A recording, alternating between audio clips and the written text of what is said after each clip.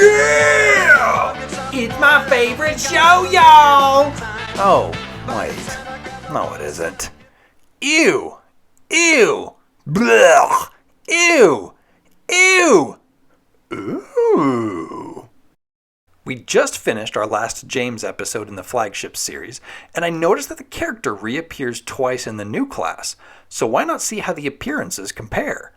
As a reminder, James first appeared in Rent-A-Pop and masquerades as both Zack Morris and Mr. Belding. Zack is in danger of missing a ski trip, and James garners Belding's sympathy by being an overly strict parent. Oh, Zack, you're not so bad. Oh, yes, he is. No, he's not. No, yes, he is. No, he's not. No, really, he is. He is. Zack is pretty bad. But the ruse works. But then James has to be Mr. Belding when Zack's dad really does show up, and he lays the praise on thick, which leads to one of my very favorite James line deliveries. I think you should reward the boy, perhaps buy him a car.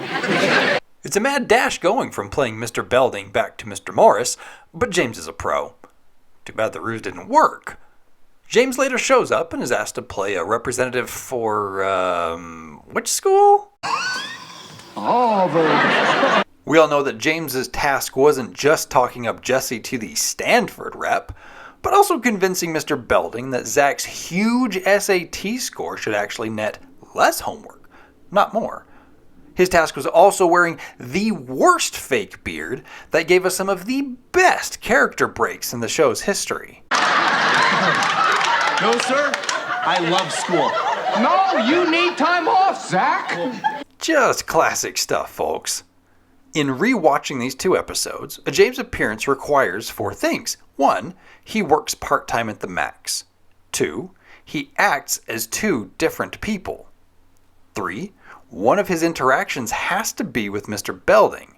And 4, he must make use of a fake pipe. Let's see if his new class appearances follow this tried and true model. Welcome to the halls of Bayside! Location of the student store? I guess Zack's awesome, pervy calendar idea didn't save the old school store, and derp-graded Zack Morris and this Uruguayan beauty have to run things buddy band style. But things aren't working out. So Scott presents the brilliant idea of starting a home shopping network for the school store. You heard me say that correctly. A home shopping network for school supplies. Do I even need to explain how stupid this is? When I went home from school, it was to watch reruns of Saved by the Bell, not to watch classmates pimp their garbage ideas.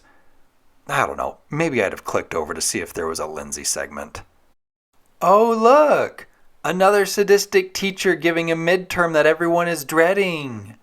Why you gotta be so jaded, Mr. Hammersmith? My brilliance is being wasted here. Oh, how I wish I were teaching at Harvard. While everyone crams at the Max, hello, working part-time James, the Almost Jesse character introduces the group to a brain stimulant. Seeing a way to capitalize on student panic, the crew concocts a memory-enhancing drink. But it sucks balls. So Sleeping Bag Face just opts for chocolate syrup. And the sales pitch goes like this. Tommy is dumb, but he is given answers to tough questions posed by fake caller James, who in one scene gets to play 2 character voices. Here's my favorite part. Wow! Send me a case of that chocolate memory right away! Sales are plentiful, derivative products are spawned, and Mr. Hammersmith publicly disparages the whole thing. Sales plummet, and now big meanies are threatening violence if they don't pass Hammersmith's midterm. James, I think I may have your next part. He recited that like his voice was carved out of wood. James, I think I may have your next part. He spoke with as much enthusiasm as someone scheduling a colonoscopy. James, I think I may have your next part. He's dumb. So the role is going to take some explaining. James plays an AC repairman who says the air is far too cold. Mr. Belding doesn't feel cold. Tommy and this little old lady show up in coats that shouldn't exist in Southern California to back up James's story. To drive the point home, James pulls ice cubes from his pocket to chuck over Mr. Belding because the air is blowing so cold. The solution? Call in Mr. Hammersmith. He's a history teacher. Yeah, he may have a BA in history, but he got an AC and air conditioning. I'd call him here. I'd call him here immediately. Mr. Belding doesn't question the need for Mr. Hammersmith, because like Mr. Testaverde and a plumbing hobby, and Max and a photography hobby, Mr. Hammersmith just may be good at AC repair. Mr. Belding leaves and we get another amazing change by James.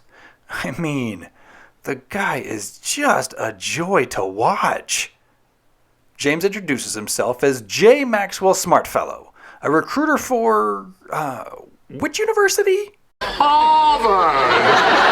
Yes, we're doing the Harvard. shtick again. If it ain't broke, don't fix it. But there's a catch! Mr. Hammersmith's students are failing, which can only mean that the students aren't learning anything. Possibly, or maybe, there could be a reevaluation after, say, the midterm? To which Mr. Hammersmith gives the easiest midterm ever! Yay! In the end, the meanies don't beat up plain yogurt Eddie Vedder. But there's another problem. Chocolate memory has terrible side effects. Just look at this rash. We all remember it was just straight chocolate syrup, right? Well, on the bright side, sir, you match the school colors. And now we're just ripping off cream for a day with the whole side effects being school colors thing. Before moving on to James's last appearance, it should be noted that we've seen Mr. Hammersmith many times before now. It was driving me crazy until I realized he played Deke. No, not that Deke.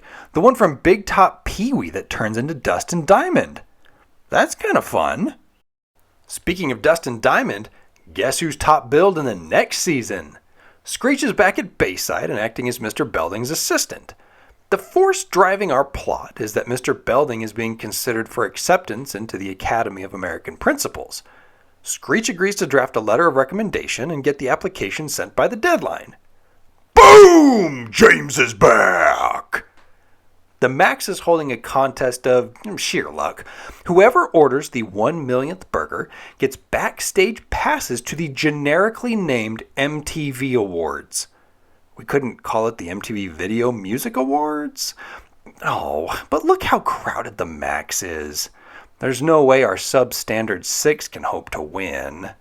I ate a Max burger. Hey, me too. Hey, I bet that millionth burger contest is a trick to unload a bad shipment of beef. Yeah. Okay, so we're scaring away customers to reduce competition. And that means, but of course, they have to spend all their money on hamburgers. But what do you do when you have just under 1 million burgers and no money? Sell the burgers at school, of course. Cold, old burgers pepped up in the home ec microwave. Ugh. And just real quick, Screech totally sent that application in, right? Right? Nope. But the gang has a plan. First, craft a fake acceptance letter for Mr. Belding. Second, remember that James exists and needs something to do in this episode. Last, find the best Belding picture to help pull off the ceremony, which doesn't end up working out and everything goes sideways and we lose James forever. Oh, Broadway, here I come! Taxi!